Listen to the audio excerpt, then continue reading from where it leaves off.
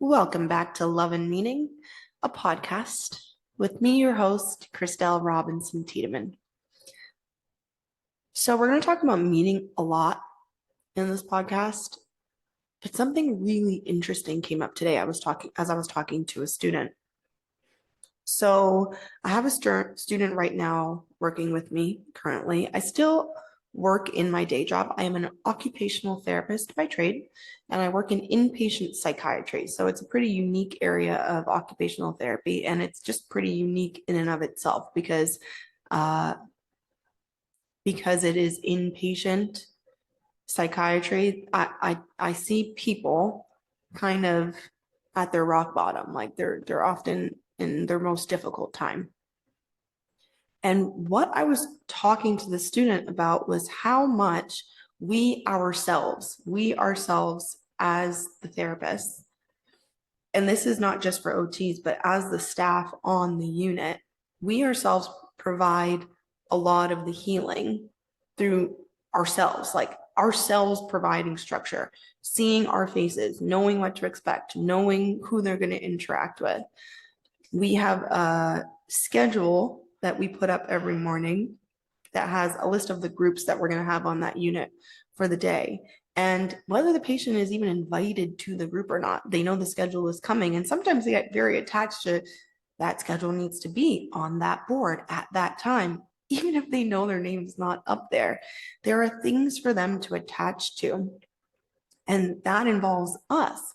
So we were discussing how it's not just medication, because medication plays a huge role in inpatient psychiatry, but it's not just medication, but us ourselves provide a structure that is very healing. And then we started talking about in physical dysfunction. So the students that come and spend time with me, they do their internships in many different placements. So sometimes they're in an inpatient rehab. So like after somebody has a hip replacement or a knee replacement or something, a very different area of OT, a very different type of kind of illness, right? But it's the same thing that applies there. And the student had mentioned, oh, wow, yeah. So when I was in my last placement in inpatient rehab, I remember, so I used to see this one patient every morning at 8 a.m. And then if I ever showed up at like 10 a.m. instead, they'd be very upset. Like, where were you? You came late today. Even though they didn't say to the patient, I'm gonna meet with you at this time every day. Very often you need to make your schedule. Your schedule will change every day.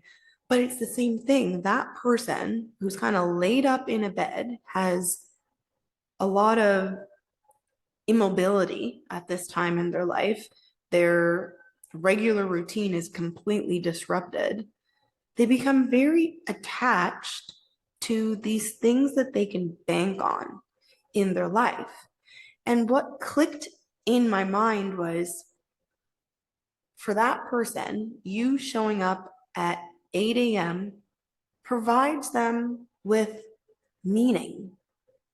Even if the meaning is something so tiny. So what she noticed was, like, for example, like on the third day, she would come into the room and the patient would, somehow be prepared. Even if they couldn't get themselves to sit up at the side of the bed by themselves yet, they'd have like the things that they need ready to go. Or if they could, they would be sitting at the side of the bed by themselves. Maybe they couldn't stand on their own, but they could sit up on their own. So they'd be sitting up and waiting. They'd have a preparedness to them because they gave meaning to this part of their day here in this new environment. Something to look forward to, something that gives purpose. And it really sparked something in my mind, how truly it all comes down to meaning across the board. And one of the things that I thought about is, what are the places in my life that are really small, for example, maybe that I give meaning to, that have a large impact. Something small can have a large impact. For example, my student showing up for that patient at that time in the morning could be something small. but had a large impact. It gave them something to look forward to in their day, and it gave them something to say that they've accomplished on their own. So their preparedness gave them something to accomplish on their own. So imagine that they're ready and then she doesn't show up for another 2 hours. It kind of feels there's a disappointment there because they don't get to congratulate themselves in the way that they had meant to or they intended to. But how many areas of our life do we place meaning on things and it does the opposite, where we give meaning to things that don't matter? Or I don't want to say don't matter, because really what I'm saying, what it comes down to is that we actually get to choose. So the question here is, how much consciousness and intention are we placing into what we deem meaningful in our lives? This can have a huge impact in the way that we view ourselves, in the way that we view disappointment, in the way that we view our manifestation power, in the way that we view the circumstances in our lives. This can come down to, if we want to, we can apply this to almost anything. So I'm going to dare to even go to, let's say that you're born into a really dysfunctional environment.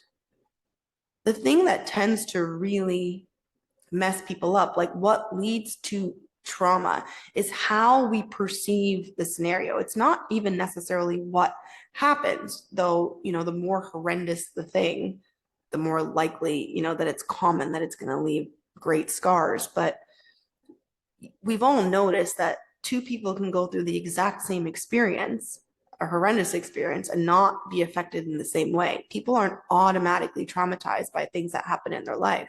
Some people can be traumatized, some people might not, from the same scenario. I do believe we all have traumas, whether big or small. But what I'm saying is that they're not across the board, that they don't have the same effect. Why is that?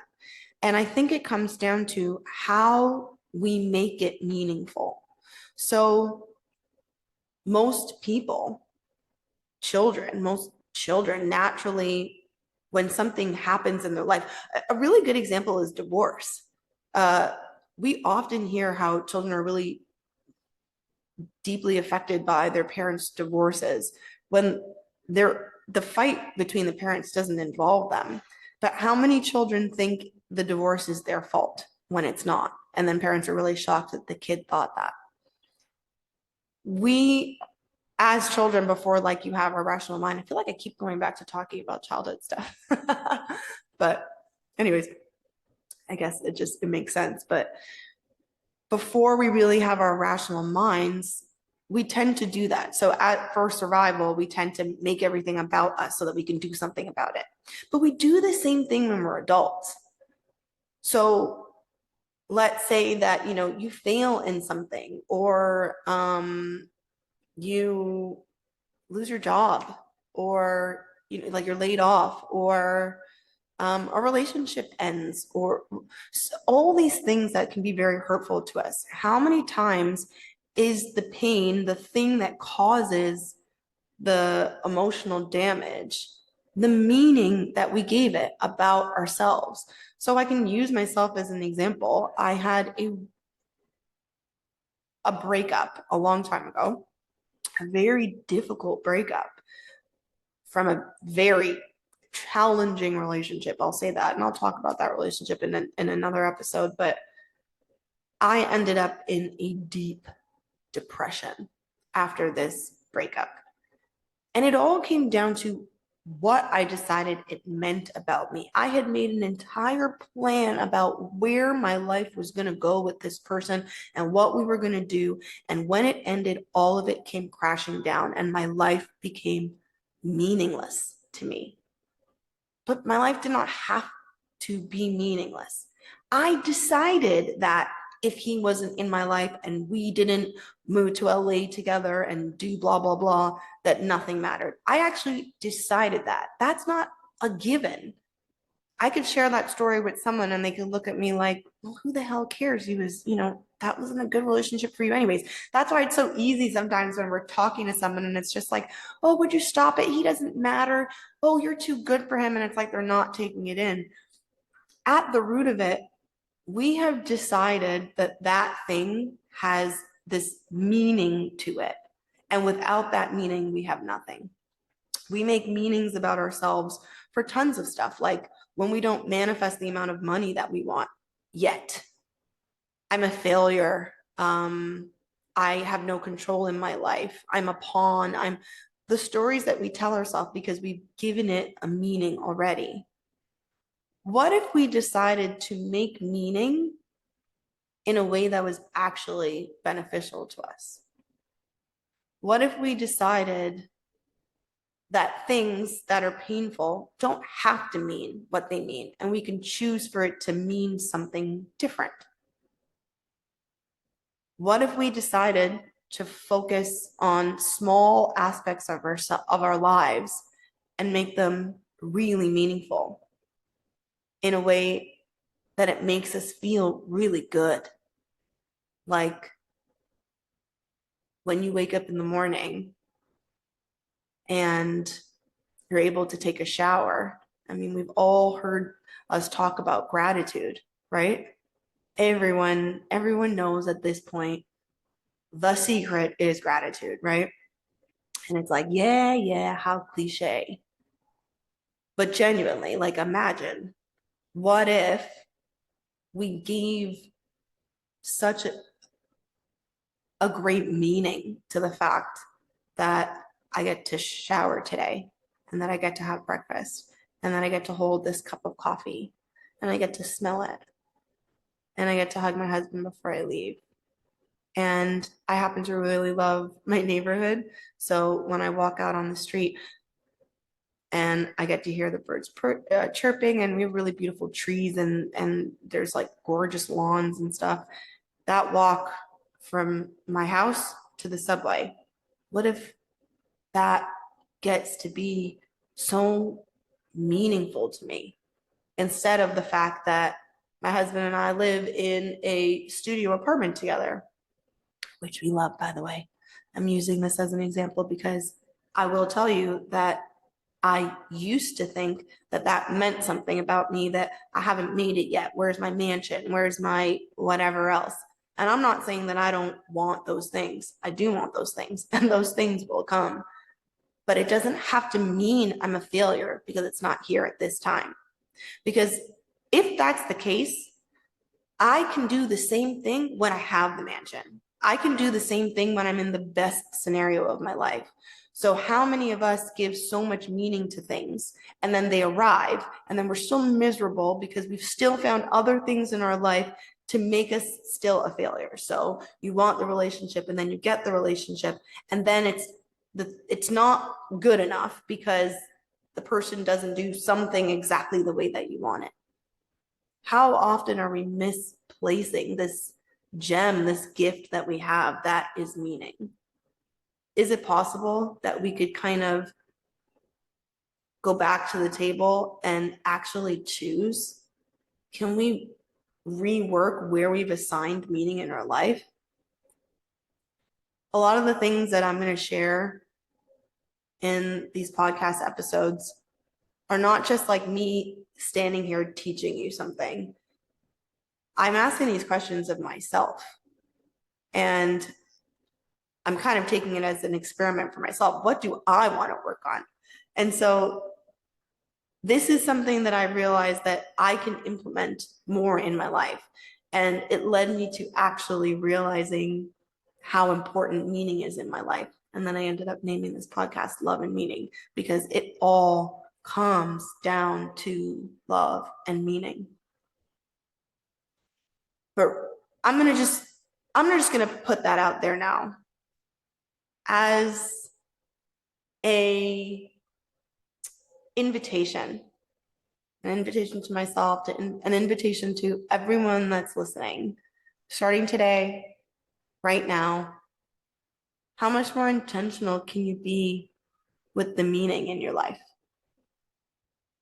I'd love to hear what you think. Please feel free to share with me any changes that you feel, if this has worked for you or if it hasn't. But I'm really, really curious, and I'm gonna let you know. I'm doing this experiment myself, and I'm gonna let you know the results. But I already have a feeling as to how this is gonna go. So how can we be more intentional with the meaning in our life? I love you. See you in the next one.